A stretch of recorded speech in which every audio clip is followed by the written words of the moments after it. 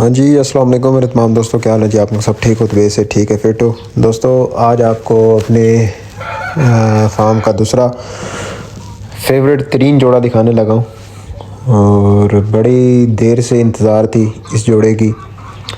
अभी एक मादी इस मुर्ग के साथ डालनी बाकी है और इंशाल्लाह ताला जब उसकी वीडियो बनाऊँगा उस मादी की प्रॉपर हिस्ट्री बताऊँगा इंशाल्लाह बशर्ते ज़िंदगी।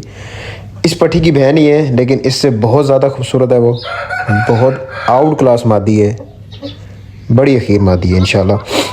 सबसे पहले आप इस जोड़े का बगौर जायज़ा लें कि ये जोड़ा मैंने क्या सोच के लगाया है और चलें आपको थोड़ा सा मैं एलैबोरेट भी करके बता देता हूँ कि ये बड़ा रत्ता मुर्ग है। इस रत्ते मुर्ग के आपने काफ़ी पट्ठे मेरे चैनल पे देख लिए।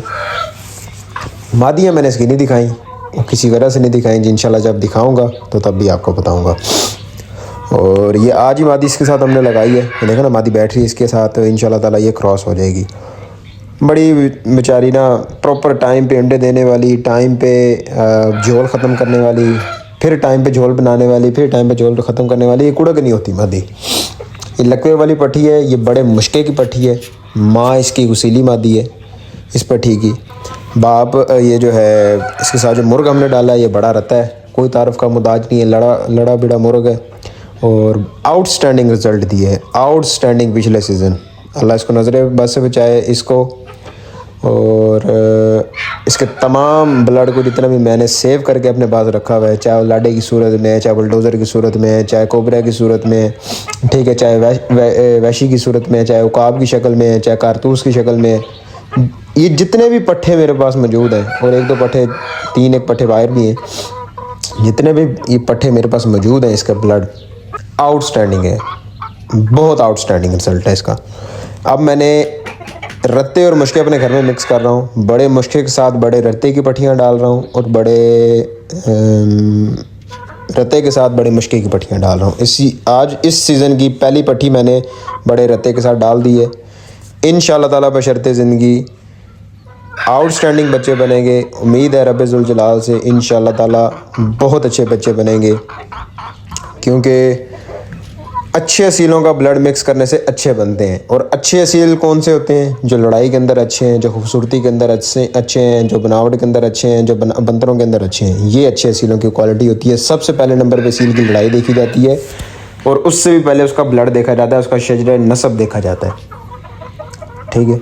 तो सर बड़ा सोच समझ के जोड़ा लगता है और बड़ा सोच समझ के ब्रीडर सेलेक्ट होता है। आज थोड़ी सी बात मैं इधर ब्रीडर के ऊपर करता हूँ, ज़्यादा लंबी वीडियो नहीं बनाऊंगा, 2 से 3 मिनट बोलूँगा ब्रीडर के ऊपर। ब्रीडर सेलेक्ट करने के लिए मेरे भाई आपको सबसे पहले ब्रीडर का ब्लड पता होना चाहिए, ब्रीडर का ख़ानदान पता होना चाहिए। दूसरे नंबर पे ब्रीडर की लड़ाई पता होना चाहिए कि ब्रीडर किन पॉइंटों के ऊपर लड़ता है। तीसरे नंबर पे ब्रीडर के पॉइंट देखने, ज़मीन पे छोड़ देना ब्रीडर को, जो आपने जिसकी ब्रीड करवानी है, जिसको एज अ ब्रीडर सेलेक्ट करना है, उसको ज़मीन पे छोड़ देना है।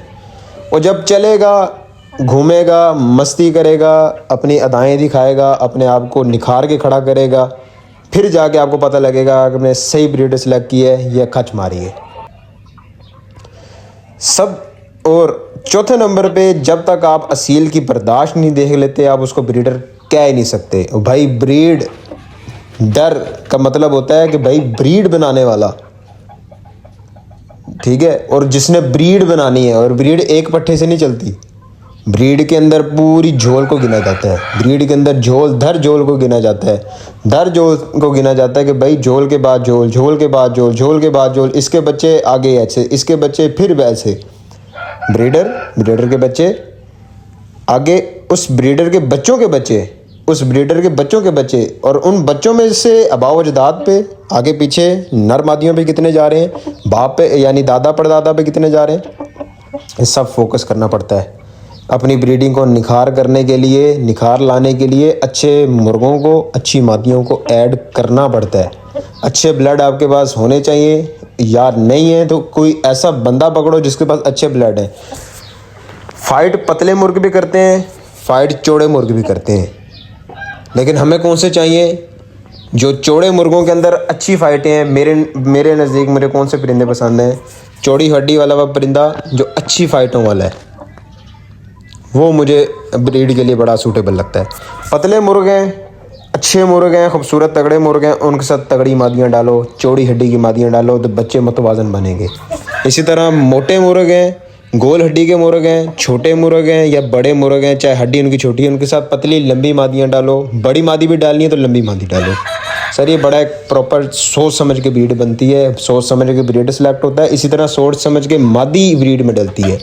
बड़ा एक थिंक करके इंसान को देखना पड़ता है। जितने भी यूट्यूबर टिकटॉकर आपको बता रहे लाना नहीं ब्रीड बनाया, और तेनों अपना नहीं पता कि उसने ब्रीड करनी भी आती है, तेनों करानी भी आती है कि नहीं, तेनों क्या पता है सील दे के पॉइंट होने। बकवास दर बकवास, फिर आगे से बकवासियात की लड़ी शुरू कर लेते हैं।